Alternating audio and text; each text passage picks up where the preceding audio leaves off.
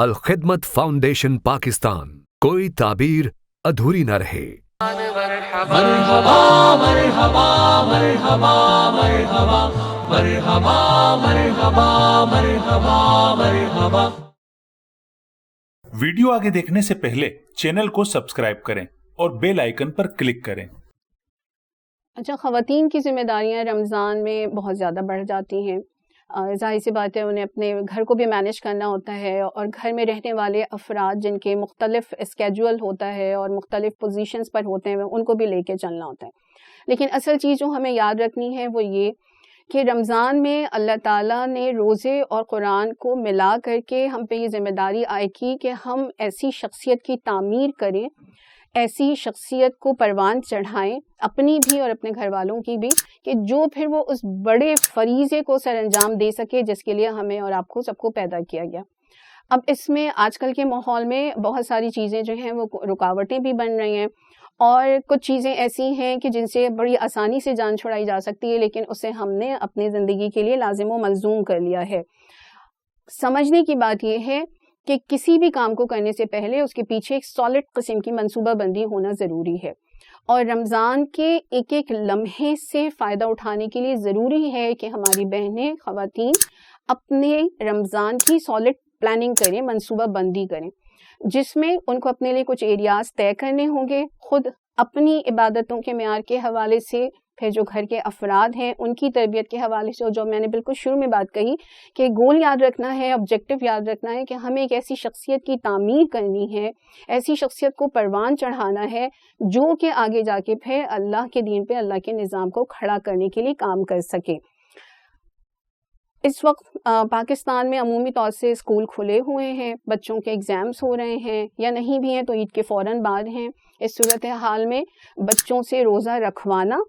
پھر ان کو نمازوں کے لیے کھڑا کرنا، ساتھ میں ان کی پسندیدہ افطار تیار کرنا، تراویح کے لیے جانا، ہم خواتین کے لیے ایک بڑا گول ہے۔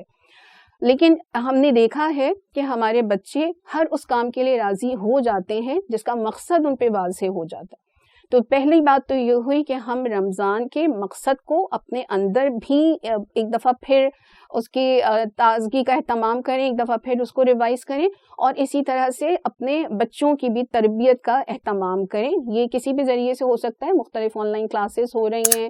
اور مختلف جو سیشنز ہو رہے ہیں اس میں ان کی شرکت کروائی جا سکتی ہے۔ سوسائٹی میں یوتھ کے لیے بہت سارے پروگرام ہو رہے ہیں، ان سے فائدہ اٹھایا جا سکتا ہے۔ اور آسانی، میں نے جیسا پہلے بھی کہا کہ کام کو کام کی طرح کیا جائے۔ ہم پہلے سے یہ ڈیزائن کر لیں کہ ہماری پرسنالٹی کے بیڈ سیکٹرز ہیں کیا، ہم اس کا پرنٹ آؤٹ لے لیں، ہم اسے اپنے بیڈ کے سامنے جو ہے وہ اس کو چسپاں کر دیں، اس کو پیسٹ کر دیں، اور پھر کوشش کریں کہ ہمیں اس رمضان میں ان چیزوں سے جان چھڑا لینی ہے۔ جو کامن ہمارے پاس خواتین کے، نوجوان بچیوں کے ایشوز آتے ہیں، اس میں رمضان میں بہت زیادہ سونا، یا اسی طرح سے سوشل میڈیا کا بہت زیادہ استعمال، بزرگوں سے اکتانا، اور بہت زیادہ تھکن کا اظہار کرنا۔ عمومی طور سے خواتین ہمارے گھروں میں جن چیزوں سے پریشان ہو رہی ہیں وہ بچوں کا بہت زیادہ سونا، اور نمازوں کے لیے جو ہے وہ بہت زیادہ آوازیں دینا ان کے لیے ہمارے لیے لازم ہے، ورنہ اس کے بغیر وہ نہیں اٹھ رہے ہوتے، یا پھر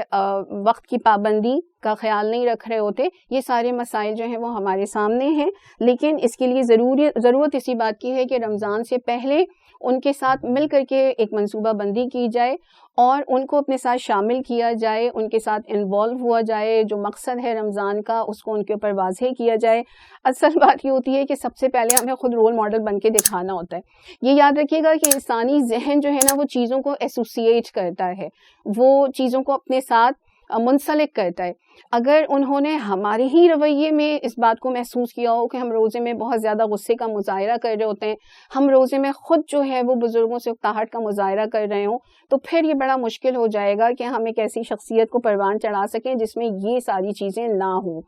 خواتین کے حوالے سے جو چیز پاکستان میں زیادہ نظر آتی ہے کہ سوشل میڈیا انہی دنوں میں بے انتہا ایکٹیو ہو جاتا ہے، مختلف قسم کے نئے ڈرامہ سیریز جو ہیں وہ ان کی پروموشن بے انتہا شروع ہو جاتی ہے۔ شاپنگ سینٹرز جو ہیں وہ خواتین کی توجہ کو اپنی طرف کھینچنے کے لیے بہت سارے جو پلانس ہیں اس کو وائرل کرتے ہیں، اور رمضان کا مقصد جو ہے وہ ایک طرف رہ جاتا ہے، اور ہمارے یہاں عمومی طور سے خواتین جو ہیں وہ انہی چیزوں میں الجھ کے رہ جاتی ہیں۔ ان کا حل نکالنا ہوگا، اس لیے کہ ان کا حل نکالے بغیر ہم نہ اپنی شخصیت کی تعمیر کر سکیں گے اور نہ ہی اپنے ساتھ رہنے والوں کی شخصیت کی تعمیر کر سکیں گے۔ بنیادی بات یہ ہے کہ اپنے آپ کو قرآن سے اور سنت سے جوڑنا ہے، اس کی پلاننگ کریں۔ یہ ان ٹرمز آف تلاوت بھی ہوگی، یہ ان ٹرمز آف انڈرسٹینڈنگ بھی ہوگی۔ اس کے لیے آپ کہیں جا کے بھی کلاسز اٹینڈ کر سکتے ہیں، اور جو آن لائن آپ کو ریسورسز اویلیبل ہیں ان سے بھی فائدہ اٹھایا جا سکتا ہے۔ لیکن یہ تہیہ کر لیں کہ اس رمضان میں اپنی تربیت کرنی ہے، اور پھر اسی طرح سے اپنے ساتھ لوگوں کو تیار کرنا ہے۔ ایک دفعہ جب آپ یہ تہیہ کر لیں گے تو انشاءاللہ تعالیٰ پھر آپ کے راستے کی رکاوٹیں دور ہوتی جائیں گی۔ آنے والی سیریز میں ہم آپ کو ان چیزوں کو بھی اسٹیپ بائی اسٹیپ بتاتے جائیں گے کہ جو آپ کی طرف سے فیڈ بیک ہمیں ملے گا، کہ جو آپ کے مسائل ہوں گے، تو انشاءاللہ پھر ہم ان پہ بھی بات کریں گے۔